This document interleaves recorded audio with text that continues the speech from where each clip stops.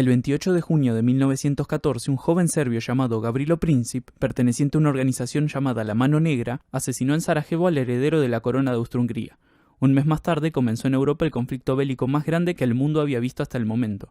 Nosotros somos Martín y Seba de Historia en 10 y en este video vamos a hablar de la Primera Guerra Mundial.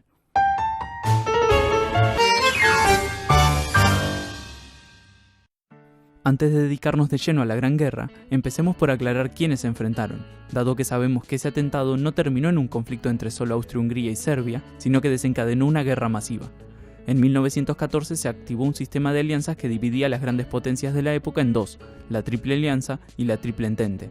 Si empezamos por la Triple Alianza, su núcleo lo formaban Alemania y su vecino, el Imperio Austrohúngaro, con quien tras un pacto fallido con Rusia formó la Doble Alianza en 1879. La tercera de las llamadas potencias centrales fue Italia, que se sumó en 1882. De todos modos, tras comenzar la guerra, se cambiaría de bando, pero Bulgaria y el Imperio Otomano tomarían su lugar. Frente a ellos se encontraba la Triple Entente, formada principalmente por Francia, Rusia y el Reino Unido, conocidas como las potencias aliadas. Esta se consolidó en 1907, pero sus antecedentes fueron la Alianza Franco-Rusa en 1892 y la Entente Cordiale, pactada por Francia y Gran Bretaña en 1904. Hacia el final de la guerra, como veremos, Rusia se retiraría, pero se sumarían otros países, entre los que destacan Japón y sobre todo los Estados Unidos. Ahora, si pensamos en quiénes lucharon y cuál fue el detonante, no podemos evitar preguntarnos cómo un hecho tan puntual llevó una guerra de semejante escala. Es una de las polémicas sobre la que más se ha escrito en toda la historia del mundo. Entre las causas de la Primera Guerra se incluyen todos esos hechos, procesos e ideas que crearon las condiciones necesarias para que el conflicto estallara. Existen algunos factores clave en los que todos los historiadores coinciden. El nacionalismo, el militarismo, el imperialismo, el sistema de alianzas que ya mencionamos. La guerra fue propiciada por la inestabilidad internacional que provocaba la constante competencia entre las potencias por mantener o aumentar su poder y su estatus. El desarrollo de los nacionalismos fomentó esa competencia y generó un patriotismo exagerado. El militarismo también tuvo mucho peso. Por un lado, el gasto en armamento y tropas aumentó drásticamente, creando lo que se conoce como la paz armada, una carrera armamentista en la que nadie quería quedarse atrás. Esto dio también más peso a los militares en la toma de decisiones. Además, el militarismo alcanzó a los ciudadanos y líderes, que en muchos casos vieron con buenos ojos la guerra. Por último, el imperialismo aportó a la inestabilidad siendo otro de los elementos por los que competían. Además, contribuyó al carácter mundial de la guerra, tanto por algunos de los escenarios en los que se combatió, como por el origen de parte de las tropas. En este contexto se puede entender mejor ese sistema de alianzas. Alemania, que se había unificado tras vencer en la guerra franco-prusiana, buscaba competir económica y militarmente con Inglaterra. Su principal aliado era el Imperio Austrohúngaro, a quien le preocupaba mantener su influencia en los Balcanes mientras veía la decadencia del Imperio Otomano. Eso explica el acercamiento entre Rusia, con intereses en la misma región y con sus propios problemas internos, y Francia, que guardaba grandes resentimientos hacia Alemania y temía su rápido crecimiento. Por último nos queda Gran Bretaña, que se mantuvo aislada hasta que comenzó a considerar que Alemania podía ser una amenaza. En medio de este clima tan tenso, se dieron 4 crisis internacionales que los historiadores suelen considerar los antecedentes de la guerra. 2 en Marruecos en 1905 y 1911 y 2 en los Balcanes a partir de 1908 y de 1912. Las marroquíes reflejaron los conflictos existentes entre Francia, Alemania y el Reino Unido, y las balcánicas entre Rusia, el Imperio Austrohúngaro y Alemania. Cualquiera podría haber desatado la guerra, y si bien no lo hicieron, contribuyeron a consolidar las alianzas y la militarización preventiva. Las más importantes fueron las balcánicas, que deterioraron la relación entre Austria-Hungría y Serbia e influyeron en el atentado de Sarajevo. Tras la muerte del archiduque Francisco Fernando el 28 de junio de 1914, los engranajes se pusieron en marcha. El 23 de julio el Imperio Austrohúngaro dio un ultimátum a Serbia, declarándole la guerra 5 días después. Rusia movilizó sus tropas y el 1 de agosto Alemania le declaró la guerra. Tras 2 días hizo lo mismo con Francia. La guerra tuvo 2 frentes principales, Europa Occidental y Europa Oriental. Empecemos por Occidente, donde Francia y Alemania representan el centro del conflicto. Al principio, ambos intentaron aplicar sus planes preconcebidos, pero tanto el plan Schlieffen alemán como el plan 17 francés fueron demasiado optimistas y no pudieron prever lo dura que sería la guerra. De todos modos, las cosas empezaron bien para Alemania. Comenzaron atacando a Bélgica, lo que les permitió luego entrar en territorio francés. Los franceses y la reducida fuerza de expedición británica sufrieron duros reveses en la frontera, especialmente en la zona de las Ardenas y Alsacia-Lorena. Los muertos comenzaron a contarse entre las decenas de miles, algo que sería la norma en esta guerra. El ejército alemán llegó a estar a escasos kilómetros de la ciudad de París, pero en lugar de atacar directamente la capital, decidieron rodear a las tropas francesas, dejando descubierto su flanco y dando al Entente la oportunidad de producir el milagro de Marne. batalla en la que Alemania fue derrotada y forzada a retroceder. Esta fue la muerte del Plan Schlieffen y el comienzo de lo que se conoce como la carrera hacia el mar, en donde ambos bandos buscaban controlar los puertos más importantes del norte de Francia y Bélgica. La naturaleza de la guerra cambió en este momento y en paralelo se comenzaron a delimitar extensísimas líneas de trincheras, zanjas enfrentadas excavadas en la tierra en donde se resguardaban los soldados y desde donde peleaban entre sí. El frente quedó prácticamente estancado gracias a esto. Durante 1915, los alemanes se dedicaron principalmente a fortalecer sus fortificaciones, mientras la Triple Entente intentaba quebrarlas. Pero la defensa y el armamento de Alemania resultaron ser ampliamente superiores. De todos modos, si bien las fronteras prácticamente no cambiaban, en las múltiples ofensivas se perdían miles de vidas de ambos bandos, propiciados por los nuevos armamentos como el gas de cloro introducido por Alemania. Esta fue una de las armas más terribles que debieron sufrir los combatientes.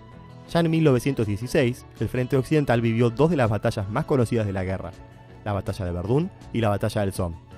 En la primera se enfrentaron Alemania y Francia. La estrategia alemana era desangrar al ejército francés, forzándolo a buscar recuperar constantemente Verdún, un territorio muy especial para los franceses. Francia terminó venciendo, pero la batalla se extendió de febrero a diciembre y provocó cientos de miles de bajas para ambos bandos. En la batalla del Somme, en cambio, lucharon principalmente Alemania y Gran Bretaña con un resultado parecido. Si bien no hubo un ganador contundente, se lo considera un triunfo aliado, y su costo humano fue también altísimo, especialmente para los británicos. Tras esto, Alemania cambiaría su estrategia, pero pasemos primero al frente oriental, para ver cómo se desarrolló en paralelo hasta este momento de quiebre. Contrario al estancamiento en Occidente, este fue muy cambiante y a pesar de que el conflicto comenzó con un incidente entre Austria-Hungría y Serbia, las acciones de Rusia y Alemania fueron las que marcaron el ritmo. Estallada la guerra, el primer objetivo del Imperio Austrohúngaro fue Serbia, la acusada por el atentado. Rusia, en cambio, tenía dos enemigos en la Triple Alianza. Por un lado combatía a Alemania en el norte y Austria-Hungría en el sur. En el norte, Rusia comenzó triunfando, pero luego empezó a sufrir importantes derrotas como en la batalla de Tannenberg. En el extremo oriente, mientras tanto, el Imperio del Japón atacaba a las colonias alemanas. Pero el problema de Alemania era que para 1915 Austria-Hungría ya estaba al borde del colapso. No solo había fracasado contra Serbia y era superada por Rusia, sino que también Italia la había traicionado y se había sumado al bando del Entente por la promesa inglesa de obtener nuevos territorios. Por eso Alemania debió salir al rescate, emprendiendo una ofensiva que conquistó Serbia y frenó a Rusia. Bulgaria, enemiga de Serbia, se sumó a la alianza para asistir en la ofensiva en este momento. En ese mismo año, el Imperio Otomano, que se había sumado a la Triple Alianza el año anterior, principalmente por sus conflictos con Rusia, consiguió también victorias como en la batalla de Galípoli. De modo que la situación no fue favorable ese año para los aliados en Oriente. 1916, sin embargo, fue diferente. La ofensiva Brusilov, una gigantesca campaña rusa centrada en Rusia, fue un éxito importante. Pero para principios de 1917, la pérdida de vidas y la crisis de abastecimiento tenían tanto al Imperio Austrohúngaro como al ruso en condiciones críticas. Así llegamos al año 1917, punto de quiebre de la guerra tanto en Oriente como en Occidente. La Entente perdería un importante aliado, pero ganaría uno aún más determinante.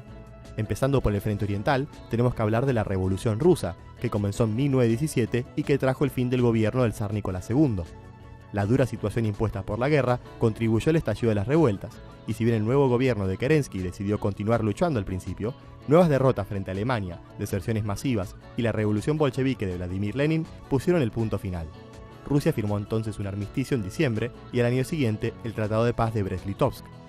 Mientras tanto, en Occidente, el cambio de estrategia de Alemania resultó ser contraproducente, ya que facilitaría la entrada de Estados Unidos a la guerra. Al haber trabado el frente con Francia, los alemanes volvieron a recurrir a la guerra submarina sin restricciones como lo habían hecho antes. Esto significaba permitir a los submarinos atacar cualquier barco que navegara en la zona de guerra. El objetivo principal era asfixiar los suministros británicos, forzando a la Entente a firmar la paz. Pero el principal proveedor de Gran Bretaña era Estados Unidos, y Alemania sabía que el hundimiento de sus barcos arrastraría a los norteamericanos a la guerra, pero esperaba conseguir la rendición de los aliados antes de que se movilizaran y llegaran al continente. Al principio las cosas parecían ir de acuerdo al plan, pero a principios de abril de 1917, tras el hundimiento de varios barcos norteamericanos, el presidente norteamericano Woodrow Wilson llevó al Congreso la declaración de guerra. Durante el resto del año, Alemania buscó defender sus posiciones terrestres, mientras que esperaba que la guerra submarina asfixiara a los británicos. Pero para 1918 tomaron conciencia de que el desgaste era demasiado alto y que no podrían sostener la guerra durante mucho tiempo más. Necesitaban forzar a la Entente a declarar la paz en condiciones favorables, por lo que optaron por una última gran ofensiva. Al principio esta fue exitosa y lograron quebrar las trincheras y avanzar, pero para julio la cantidad de muertos y la baja en la intensidad del avance llevó a un punto muerto. Fue entonces el turno de los aliados, quienes contaban ahora con más de 1 millón de soldados norteamericanos reforzando sus filas. Para el mes de septiembre habían quebrado las defensas alemanas y era evidente que estos ya no tenían ninguna posibilidad de recuperarse. En octubre hubo motines tanto en la armada como en las ciudades, y el 9 de noviembre el Kaiser abdicó. Friedrich Ebert, el líder de los socialdemócratas, proclamó un modelo republicano y 2 días después firmó un duro armisticio con los países del Entente, indicativo de lo que vendría después. La guerra terminaba entonces en Europa en el 11 de noviembre de 1918. Al año siguiente, el Tratado de Paz de Versalles y sus acompañantes marcarían cómo quedaría el mundo tras la guerra y allanarían el camino a la Segunda Guerra Mundial, de la cual ya hemos hablado en el canal. Pero eso es todo por este video. Recuerden que pueden contarnos sus opiniones en los comentarios y suscribirse para enterarse cuando subimos nuevos videos. Suerte y nos vemos en el próximo video.